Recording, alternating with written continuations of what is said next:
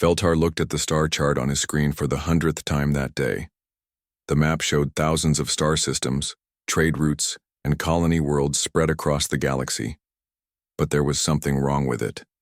Something that bothered him more each time he looked. The map simply stopped. Right at the edge of human space, it just ended. No stars, no planets, no information. Just empty black space with small warning symbols along the border. "Thos," Veltar called to his young assistant. "Come look at this." Thos walked over on his 4 legs. His wet skin glistened under the office lights. He was new to the Galactic Mapping Consortium, fresh from the Academy. "What is it, sir?" "Look at this area." Veltar pointed at the edge of human space with one of his thin arms. "What do you see?" Thos stared at the screen. His large eyes moved back and forth. "It's empty, but that can't be right. Space doesn't just end like that." "Exactly." Veltar's antenna twitched with worry. "I've been mapping star systems for 40 years. I've never seen anything like this." "Maybe the humans just haven't given us their star charts yet," Thos suggested. "They only joined the galactic community 50 years ago. Maybe they're still organizing their data." Veltar shook his head. "I've asked about it many times. Every time I bring it up, my supervisors tell me to focus on other areas. They say human space is classified, or not our concern." Thos moved closer to the screen. "But we're supposed to map everything. That's our job. How can we leave such a big area blank?" "I don't know," Veltar whispered. "But I've started to notice something else. Watch this." He pulled up older star charts from the archives. Chart after chart appeared on the screen, all from different species and different time periods. Every single one showed the same thing.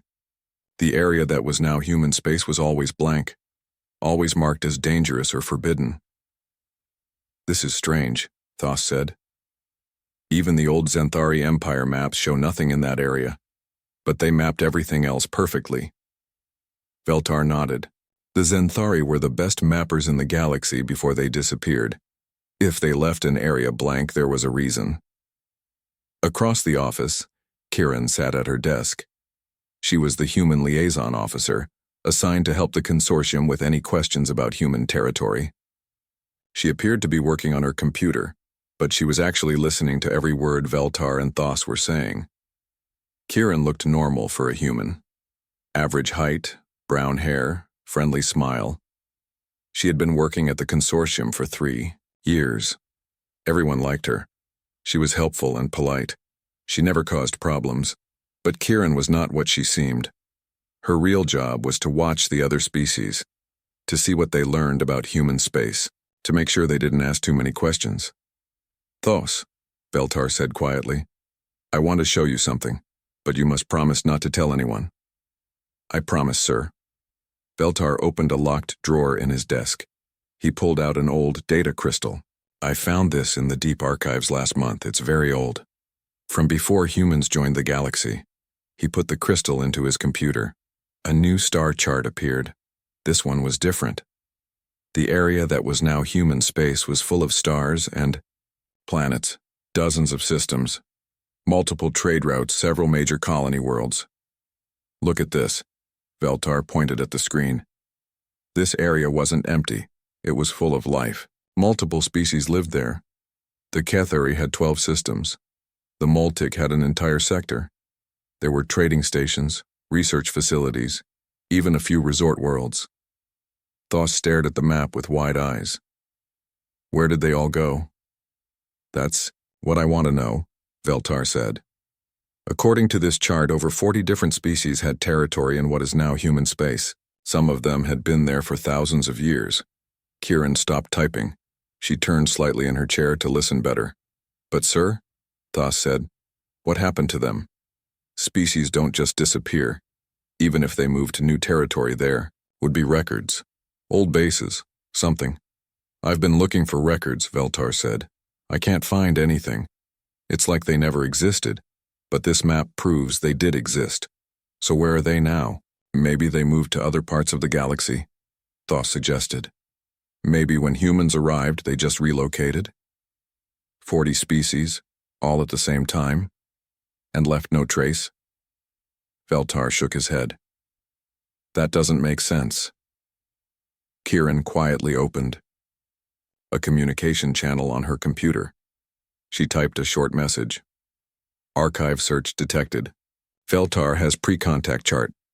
Recommend immediate intervention. She sent the message and went back to her regular work as if nothing had happened. There's something else, Veltar said. He pulled up more files. I've been studying the few trade records we have from that time period. Ships used to travel through that area regularly. It was actually one of the busiest parts of the galaxy. What happened to the trade routes? They were all closed about 50 years ago, right around the time humans joined the galactic community. The official reason was navigation hazards, but look at this. Veltar showed Thos a report. The last merchant ship to come out of that area filed this report. The captain said he saw new construction on several worlds, massive cities being built. But when he tried to contact the local governments, no, one answered. That's strange, Thos said. Even if species wanted to be left alone, they would still answer official communications. The captain also reported something else. He said the new cities looked wrong, like they were built from old spaceship parts, huge structures made from metal that looked like it came from destroyed vessels. Thos felt a chill run through his body.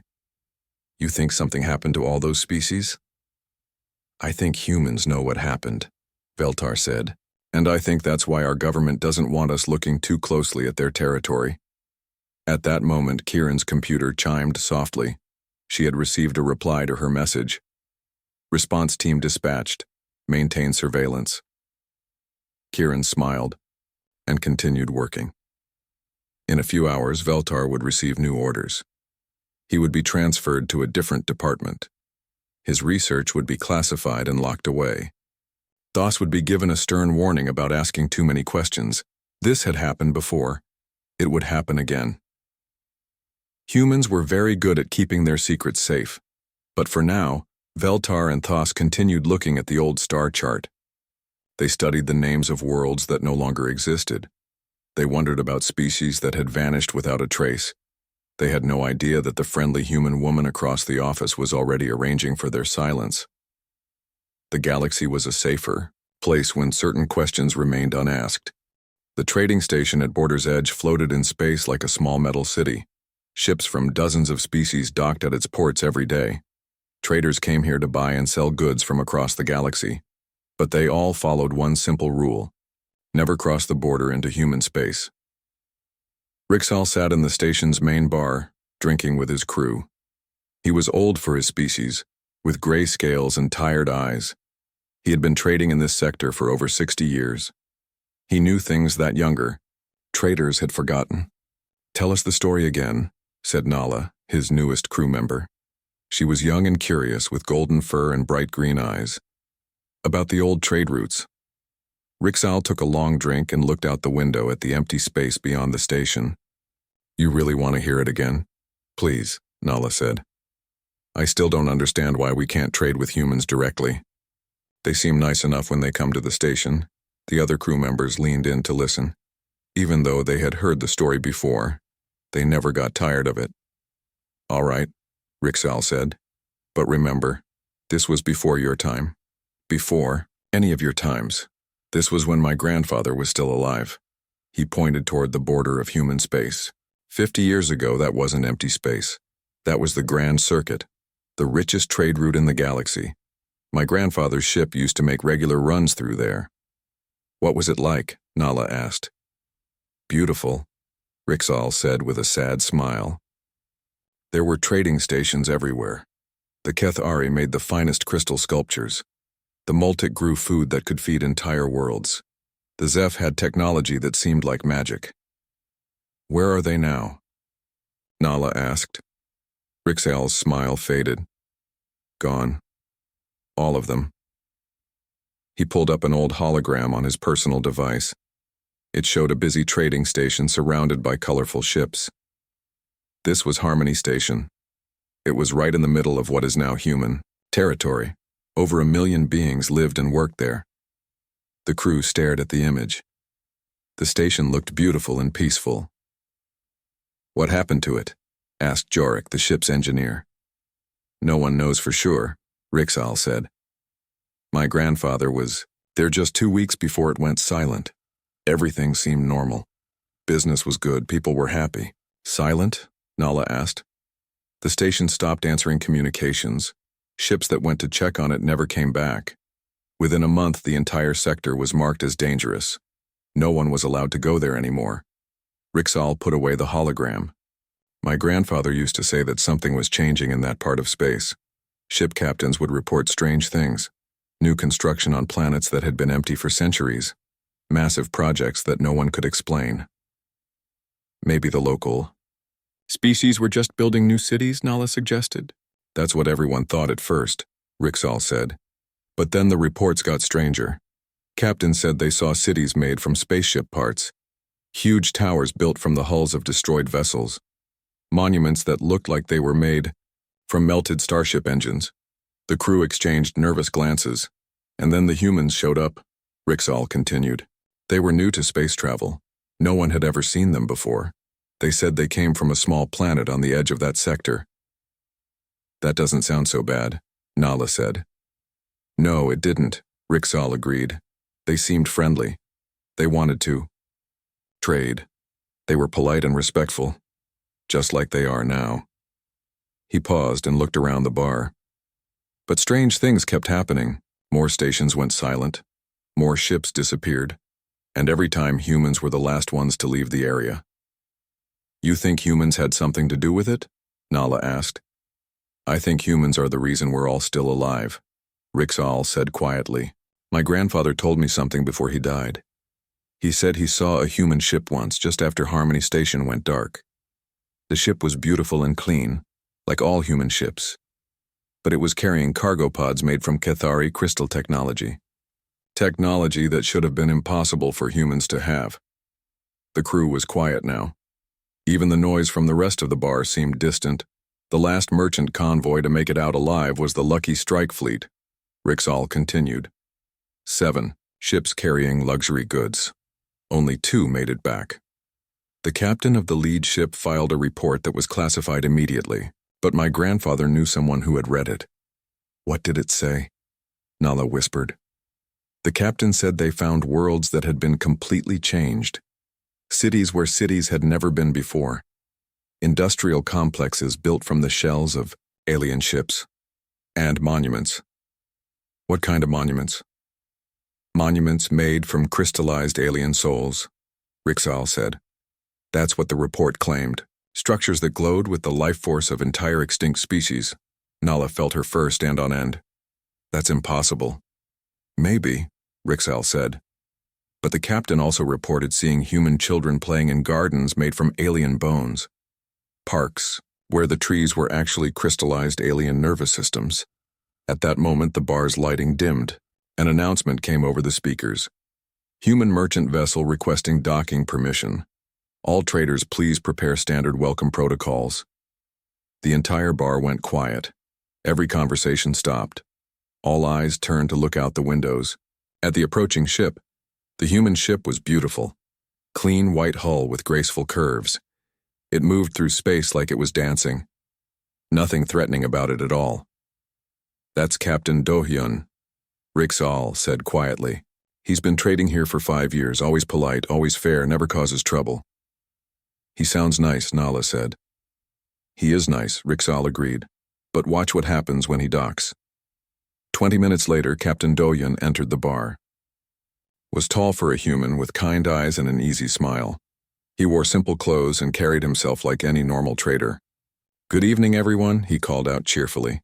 "Beautiful night for business, isn't it?" A few beings mumbled greetings, but most just stared at their drinks. The friendly atmosphere from before was completely gone. Do-hyun didn't seem to notice.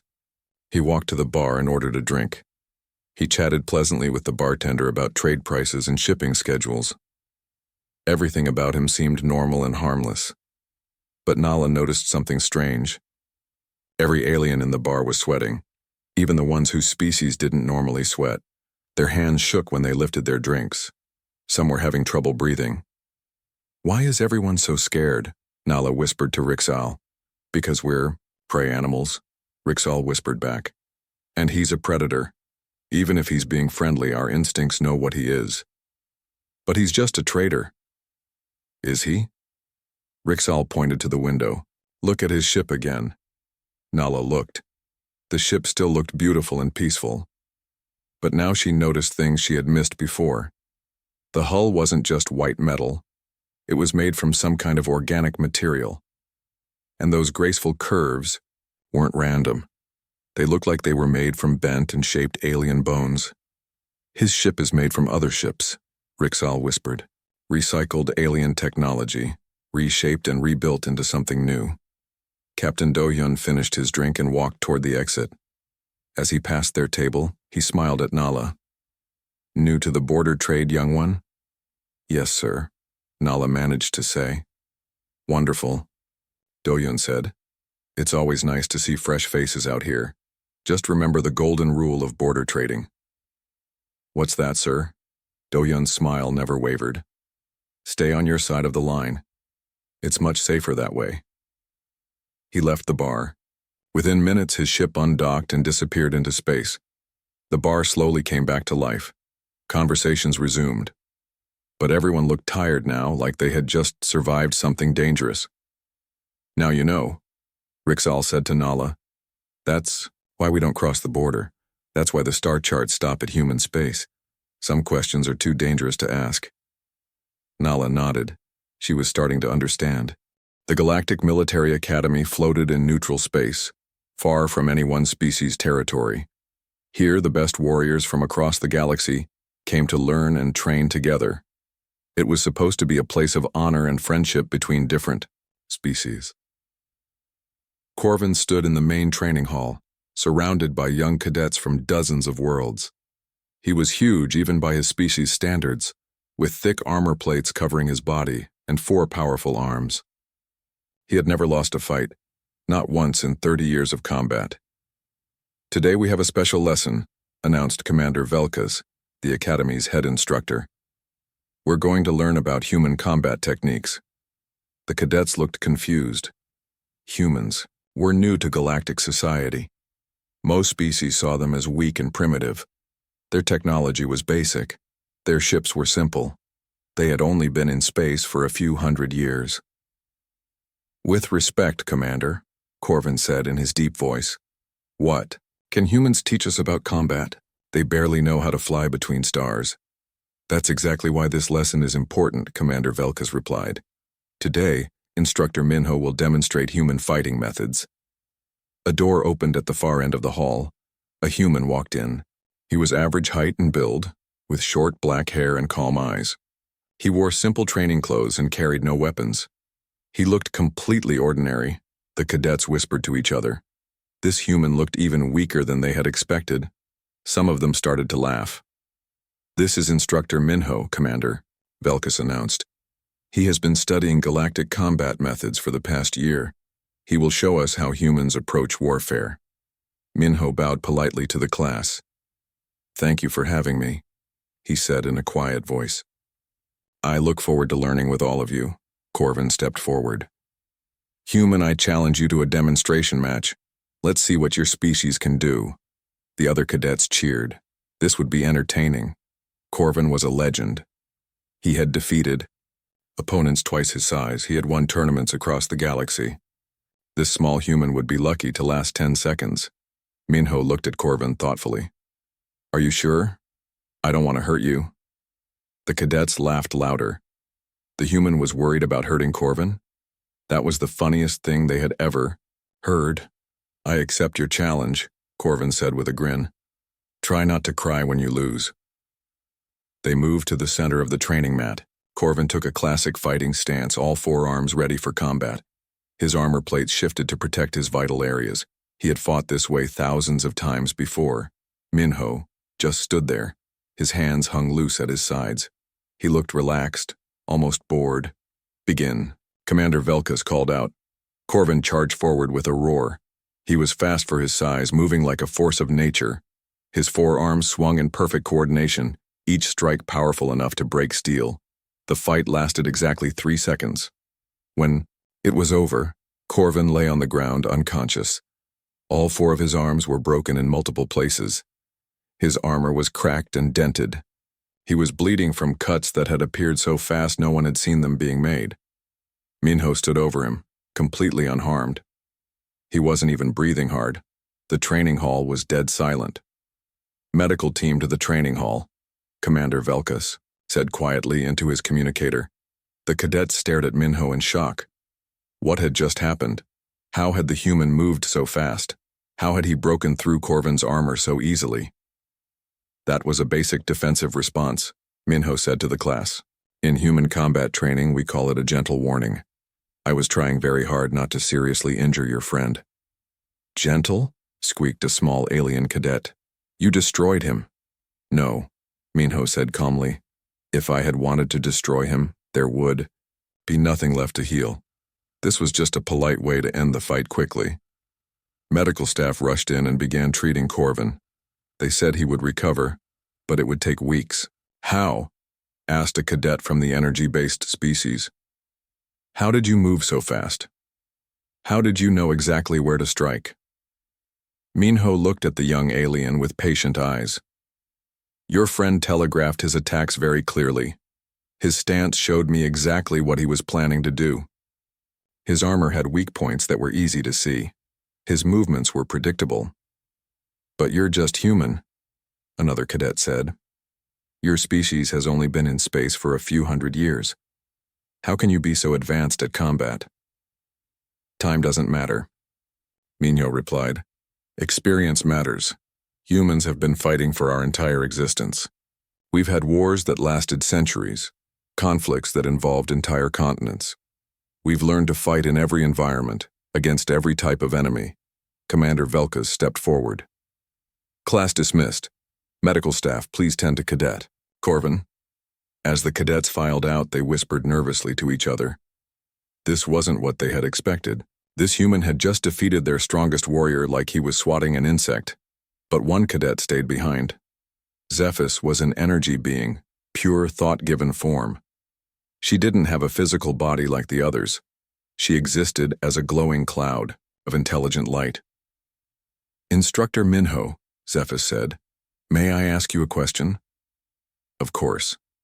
"I've been analyzing the combat data from your fight. Your techniques show tactical knowledge that should take thousands of years to develop. How is this possible?" Minho looked at her for a long moment. "What do you know about human history, Zephys?" "Very little. Your species doesn't share much information about your past. We've been fighting wars since we learned to make tools," Minho said quietly.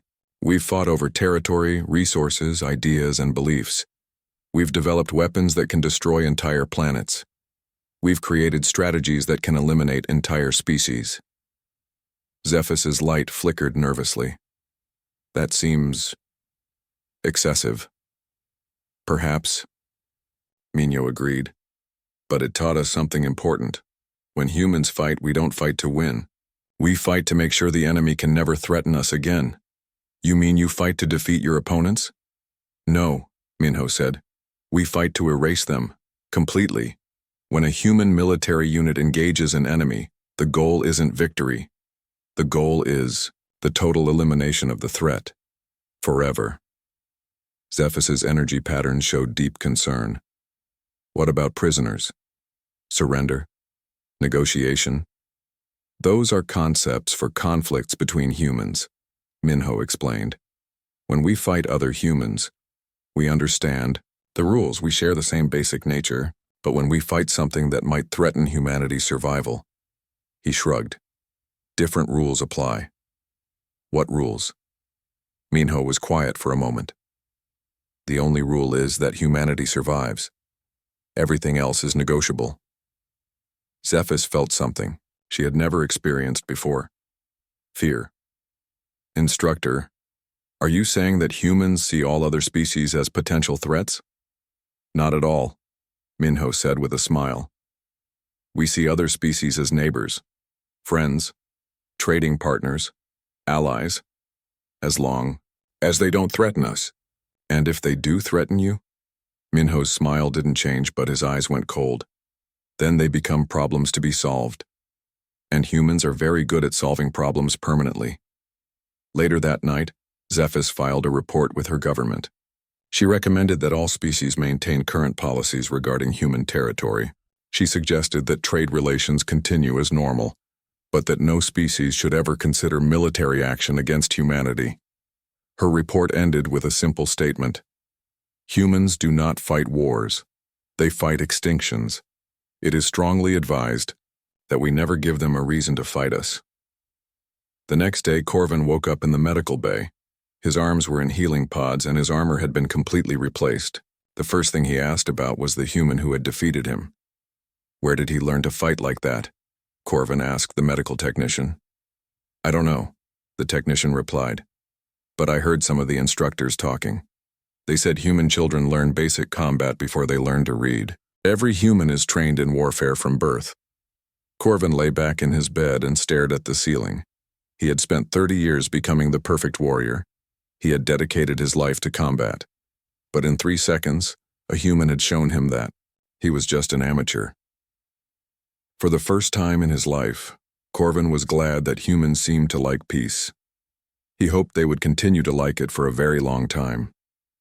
The research station, Deep Thought, orbited a dead star at the edge of known space. It was the perfect place for studying cosmic phenomena without interference from busy trade routes or military patrols. Dr. Quintel had worked there for 15 years, mapping gravitational fields and stellar formations across the galaxy. Mora, come look at this, Dr. Quintel called to her assistant. Her crystalline body sparkled under the laboratory lights as she moved. I think I found something unusual. Mora drifted over in her gaseous form, her thoughts visible as swirling patterns of colored vapor. What is it, Doctor? I've been studying gravitational anomalies near the border regions, Dr. Quintel explained, pointing at the holographic display. Look at these readings from the edge of human space. The display showed a complex map of gravitational fields. Most areas showed normal patterns, stars and planets creating predictable curves in spacetime. But the area around human territory was different. Those gravitational signatures don't make sense, Mora observed. It looks like entire star systems have been moved from their original positions. Exactly, Dr. Quintel said excitedly. According to my calculations, at least 40 star systems in that region show signs of artificial displacement. Someone or something moved them. But that's impossible, Mora said. The energy required to move even one star system would be enormous. Moving 40 would require the power output of an entire galactic sector. I know. That's what makes this so interesting. Dr. Quintel adjusted the display to show energy readings. But look at these patterns. The energy signatures suggest that the movements happened gradually over several decades. Starting when? About 50 years ago, right around the time humans joined the galactic community. Mora's gaseous form swirled nervously. You think humans moved those star systems?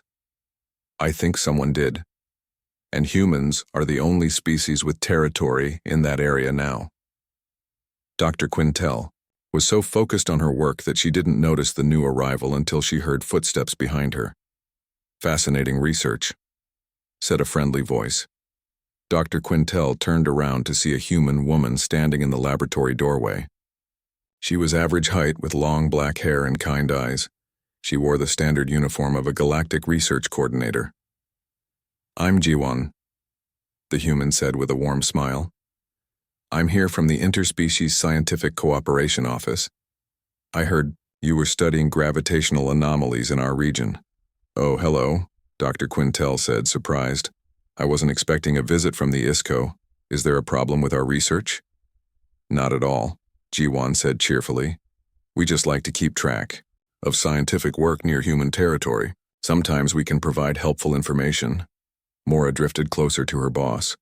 Something about this human made her nervous, though she couldn't explain why. Actually, Dr. Quintel said, maybe you can help us understand something. We've found evidence that many star systems in your territory were moved from their original positions. Do you know anything about that? Jiwon looked at the display with interest. Oh yes, that's probably just standard orbital optimization. Humans are very good at recycling materials and improving efficiency. Recycling materials? Mora asked. Sure, Jiwan said casually. When we find star systems that aren't being used efficiently, we reorganize them, move planets to better orbits, combine resources from multiple systems. That sort of thing. Dr. Quintel's crystalline structure flickered with confusion. But the energy requirements alone would be staggering. How do you move entire planets? Practice mostly, Jiwan replied. Humans have always been good at engineering projects. Our homeworld has some interesting museums full of artifacts from our various construction projects. What kind of artifacts? Dr. Quintel asked. Oh, building materials from extinct civilizations, art objects from species that used to live in the area, technology that we've repurposed for our own use. Jiwan spoke as if she was discussing the weather. Mora felt a chill that had nothing to do with temperature. Extinct civilizations? Well, not extinct exactly, Jiwan said with a laugh.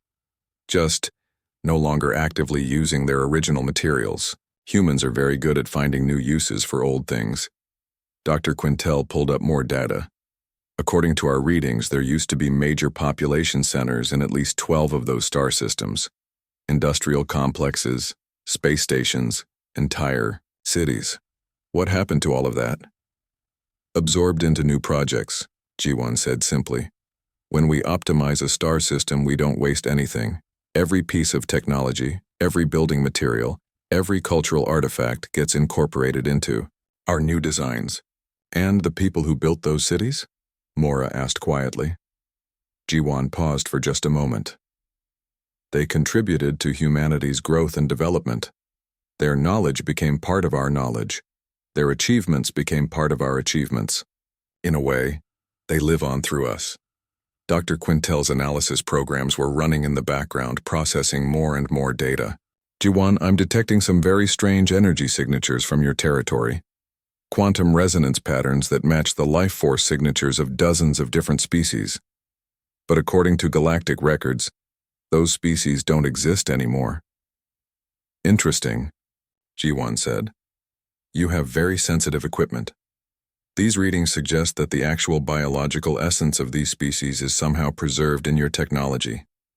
How is that possible? Humans are very good at preservation, Jiwan said. We believe that nothing should ever be truly lost. When we encounter something valuable, we find ways to keep it forever. Mora's gaseous form was swirling faster now. Are you saying that you've somehow captured the souls of extinct species? Not captured, Jiwan corrected gently. Integrated. Their essence becomes part of something larger and more beautiful. It's really quite poetic when you think about it. Dr. Quintel ran more scans. According to these readings, your cities are built on compressed matter that contains the molecular signatures of alien homeworlds. Entire planets have been processed and reformed. Efficient recycling, Jiwan nodded approvingly. Why leave perfectly good planets empty when they could be part of thriving human communities? But what about the species who lived on those planets originally? They're still there in a sense, their carbon, their minerals, their organic compounds, all recycled into new forms of life and beauty. Nothing is ever really lost. Dr. Quintel's readings were becoming more and more disturbing. Jiwan, I'm detecting quantum echoes from over 40 different species in your territory. But these aren't just trace elements. These are complete genetic and cultural patterns preserved in some kind of crystallized form. Our museums are very thorough, Jiwan said proudly. We believe in preserving the complete story of every civilization we encounter. You mean the civilizations that used to live in your territory before humans arrived? That's one way to put it, Jiwan agreed. Though before and after become less meaningful when you really understand the bigger picture. Mora couldn't stay quiet any longer. What happened to those species? Where are they now? Jiwan looked at her with patient, kind eyes. They became part of something wonderful, part of humanity's growth into the galaxy. Their individual existences ended, but their contributions will last forever. Dr. Quintel was staring at her readings in horror. These quantum patterns, You've somehow absorbed the collective consciousness of entire species, every memory, every experience, every thought. Human technology is quite advanced, Ji-won said modestly. We've learned to preserve things that other species thought were impossible to save. This is monstrous, Mora whispered. You've turned living beings into museum pieces. We've given them immortality, Ji-won corrected. Instead of dying and being forgotten, they live on as part of human civilization. Their children will never have to wonder what their ancestors were like, because their ancestors are still with us. Dr. Quintel was backing away from the human now. I need to report this. The Galactic Council needs to know what humans have done. Of course, Ji-won said cheerfully. Though I should mention that your research has been incredibly helpful to our own projects. The detailed scans you've made of our territory will save us a lot of time. What do you mean? Well, we always like to have complete records before we begin new optimization projects. Your gravitational maps are exactly what we needed for our next expansion phase. Dr. Quintel felt her crystalline structure go cold. Expansion phase? Oh yes. We've identified several more star systems that could benefit from human organization and efficiency. Your research station, for example, is in a perfect location for a new cultural preservation facility. The lights in the laboratory suddenly went out. Emergency power kicked in, bathing everything in red light. What's happening? Mora cried. System failure, came an announcement over the intercom. All research staff, please report to evacuation stations immediately, but the evacuation stations were sealed shut. The airlocks wouldn't respond to commands. The communication systems were dead. Ji-won looked sad but understanding. I'm sorry about this. But your research really was too valuable to let go to waste. Don't worry though. You'll both become part of something much more important than individual scientific careers. Dr. Quintel's last coherent thought, as the station's life support systems began to shut down, was that she finally understood why the star chart stopped at human space. The emergency session of the Galactic Council had been called in the middle of the night cycle. Representatives from over 200 species gathered in the great circular chamber, their voices creating a nervous buzz that echoed off the ancient walls. This was only the third emergency session in galactic history. Council Prime, Zalthus, floated at the center of the chamber, his ancient form glowing with the wisdom of 10,000 years. His species had been the first to achieve faster-than-light travel, and he had personally overseen the formation of the galactic community. The session is now open, Zalthus announced. We are here to discuss disturbing reports about human territorial activities. A figure stepped forward from the human section. Ambassador Hyunwoo walked calmly to the speaking platform, showing no signs of nervousness despite the hostile atmosphere. He was tall and dignified, with gray hair and kind eyes. He had served as humanity's representative for 5 years and was well liked by most species. Thank you, Council Prime, Hyunwoo said with a respectful bow. I am here to address any concerns about human activities in our territorial space. Ambassador Krelon of the Extinct Species Memorial Foundation rose from her seat. She was one of the few beings in the galaxy who dedicated her life to preserving the memory of vanished civilizations. Her pale blue skin seemed to shimmer with sadness. Ambassador Hyunwoo, Krelon said, we have received multiple reports suggesting that human expansion has been far from peaceful. Evidence suggests that over 40 advanced civilizations have disappeared from your territorial region. That's a very serious accusation, Hyunwoo replied calmly. Could you be more specific about what evidence you're referring to? Krelon activated a holographic display in the center of the chamber. Images appeared showing star charts, gravitational readings, and quantum archaeological scans. First, we have gravitational evidence showing that entire star systems in your territory have been artificially relocated, she said.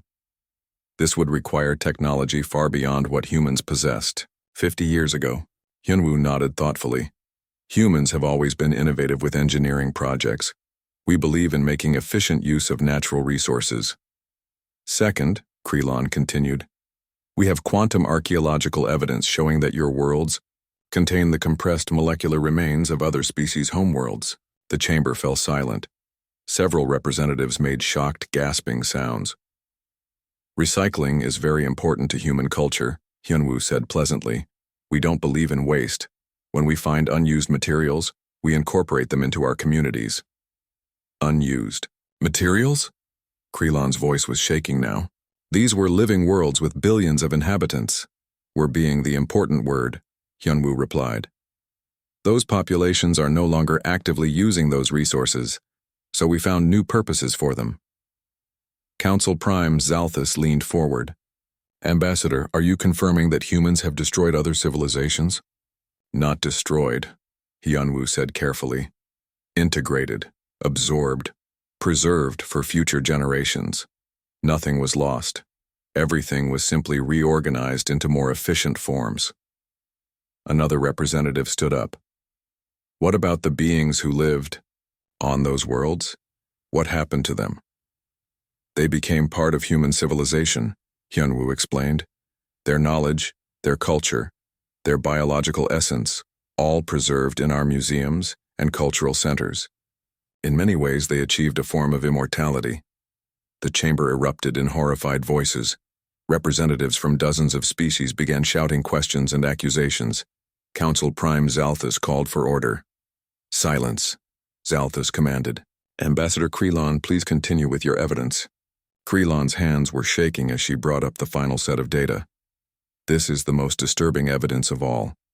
Quantum resonance scans of human territory show that your cities are literally built from the crystallized life force of extinct species. The holographic display showed human cities in all their beauty and grandeur, but now the scans revealed their true nature. The buildings were made from compressed alien matter. The parks contained trees that were actually crystallized alien nervous systems. The monuments were formed from the solidified souls of entire civilizations. Your children play in gardens made from the bones of extinct species, Krelon said, her voice breaking. Your museums display the preserved consciousness of beings who once had their own hopes and dreams. Hyunwoo looked at the evidence with mild interest. Our cultural preservation methods are quite advanced.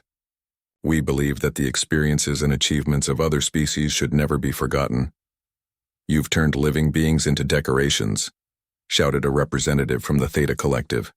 We've given them eternal significance, Hyunwoo corrected. Instead of dying and being forgotten, they now contribute to something greater than themselves. Council Prime Zalthus was studying the human ambassador carefully. Are you saying that humanity systematically eliminated 40 civilizations and processed their remains into building materials? I'm saying that humanity encountered resource inefficiencies in our territorial region and solved those problems permanently, Hyunwoo replied. We are very good at solving problems. By committing genocide on a scale never seen in galactic history, by ensuring that humanity would never face resource competition or territorial disputes in our space, Hyunwoo said simply. We prefer permanent solutions to ongoing problems. The chamber was dead silent now. Every representative was staring at the human ambassador in horror.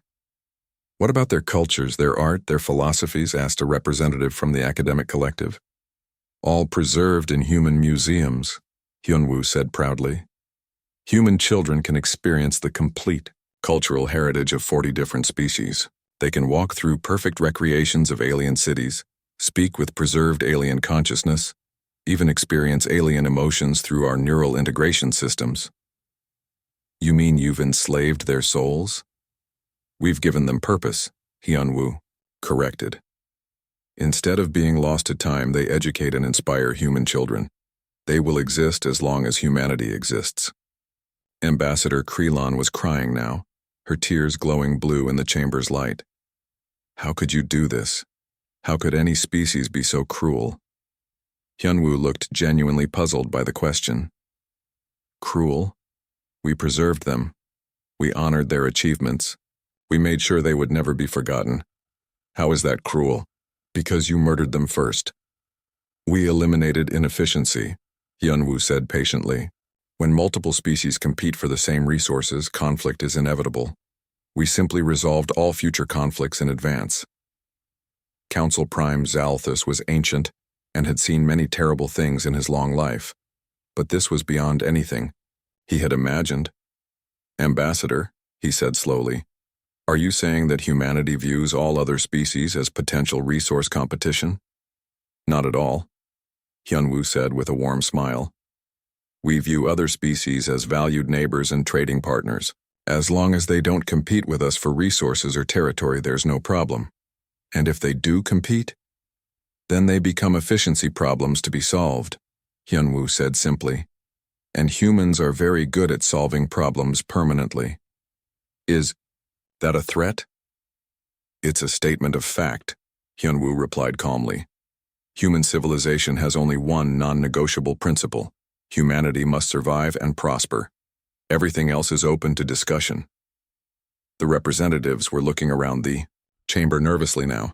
They were all wondering the same thing. Was their own species safe? "What about the galactic community?" asked the representative from the Trade Federation. "Don't you value peaceful coexistence?" "Absolutely," Hyunwoo said sincerely.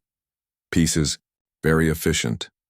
Peaceful neighbors don't require resource allocation for military solutions. We much prefer trade and cooperation to optimization projects. But if we ever threaten human interests, then you would become a problem to be solved," Hyunwoo said with the same pleasant smile. "But why would you threaten us? We're excellent neighbors.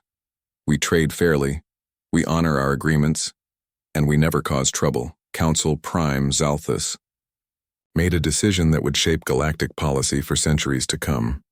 "The Council votes on Emergency Motion 1247, he announced.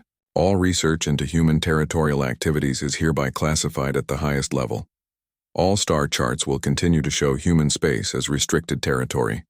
All species are advised to maintain current diplomatic relationships with humanity, but to avoid any actions that might be interpreted as territorial or resource competition."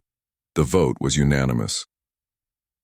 As the session ended, Hyunwoo bowed respectfully to the council. "Thank you for this productive discussion.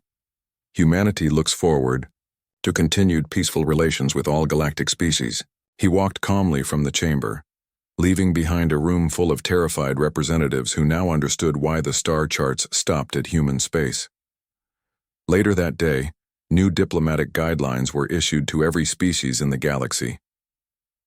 Maintain friendly relations with humanity. Honor all trade agreements. Avoid territorial disputes.